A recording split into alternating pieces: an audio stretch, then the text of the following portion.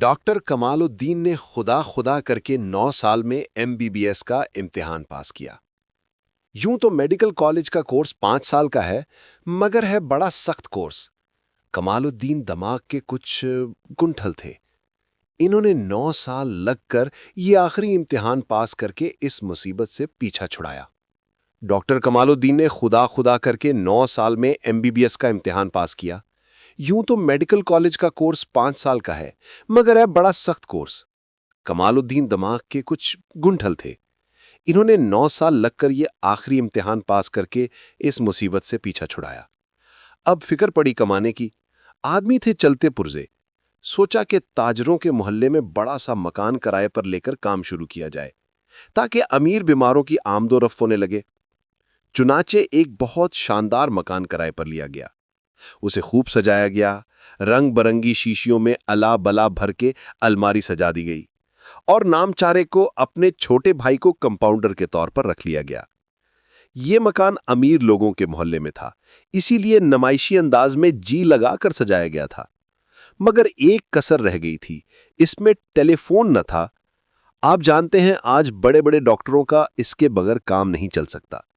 چنانچہ کمال الدین نے دوڑ دھوپ کر کے فون کی بھی منظوری لے لی۔ ٹیلی فون آ گیا، مگر ابھی کنیکشن نہیں ملا تھا۔ کنیکشن دینے کے لیے ٹیلی فون کے دفتر کا مستری آیا۔ ڈاکٹر صاحب اس وقت اندر بیٹھے تھے۔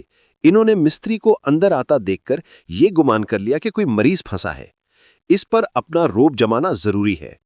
مستری کو کرسی پر بیٹھ جانے کا اشارہ کر کے آپ نے ریسیور اٹھایا اور بے کنیکشن کے فون پر باتیں شروع کر دیں، اور آپ ہی فرضی سوالوں کے جواب دینے لگے۔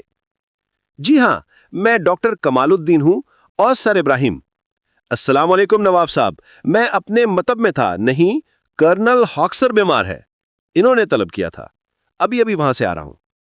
اچھا، آپ کی طبیعت بھی خراب ہے، لیکن 6 بجے سے پہلے تو میں حاضر نہ ہو سکوں گا۔ اب تو میں کرنل باٹ کو دیکھنے چھاونی جا رہا ہوں۔ ہاں، انہیں جگر کی کچھ شکایت ہے۔ کرنل باٹ کو دیکھ کر پھر سر برہان کے ہاں جاؤں گا۔ جی ہاں، ان کی طبیعت کچھ ناساز ہے۔ ان کی کوٹھی سے فون پر فون آ رہے ہیں، مگر کیا کروں، مجبور ہوں، وعدہ خلافی بھی تو نہیں کر سکتا۔ کیا فرمایا؟ وہاں سے پھر کہاں جانا ہے؟ یہ نہ پوچھئے، ڈاکٹروں کی زندگی بھی بڑی مصروف زندگی ہوتی ہے۔ ہاں، عرض تو کر رہا ہوں، سر برہان کو دیکھ کر پھر وزیر اعظم صاحب کی کوٹھی جاؤں گا۔ ان کا کوئی دوست مجھ سے علاج کرانے کی خاطر کئی دن سے ان کے گاؤں سے آیا ہوا ہے۔ قبلہ، یہ سب کچھ صحیح، مگر یہ ہمارا کام ہی کچھ ایسا ہے کہ کسی کو انکار نہیں کر سکتے۔ کوئی بلاتا ہے تو جانا ہی پڑتا ہے۔ جی، کیا فرمایا؟ 9 بجے رات؟ بالکل ٹھیک، مجھے بھی یہی ٹائم سوٹ کرے گا، کیونکہ 9:45 بجے رات کا وقت علاؤالدین صاحب سپرنٹینڈنٹ پولیس کے لیے مقرر ہے۔ ان کی ناک میں پھر غدود ابھر آئے ہیں۔ ڈاکٹر کمال یہ فرضی باتیں اس لیے کر رہے تھے کہ آنے والا نوبارد بیمار روب میں آ جائے گا اور انہیں معقول فیس اس سے وصول ہو جائے گی۔ چنانچہ بے کرنٹ کی فون پر گپے ہانک کر آپ نوبارد سے بولے، جناب معاف کیجیے گا، آپ کو بڑی دیر ہو گئی۔ کیا کروں، یہ اونچے طبقے کے بیمار سانس ہی نہیں لینے دیتے۔ بڑے لوگ ہیں، ان سے بے پرواہی بھی تو نہیں برتی جا سکتی۔ اچھا، اب فرمائیں، آپ کو کیا شکایت ہے؟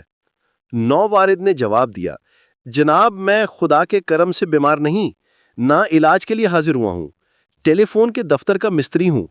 آپ نے سپرنٹینڈنٹ سے کنیکشن کی درخواست کی تھی، اس لیے حاضر ہوا ہوں تاکہ آپ کے فون کو چالو کر دوں۔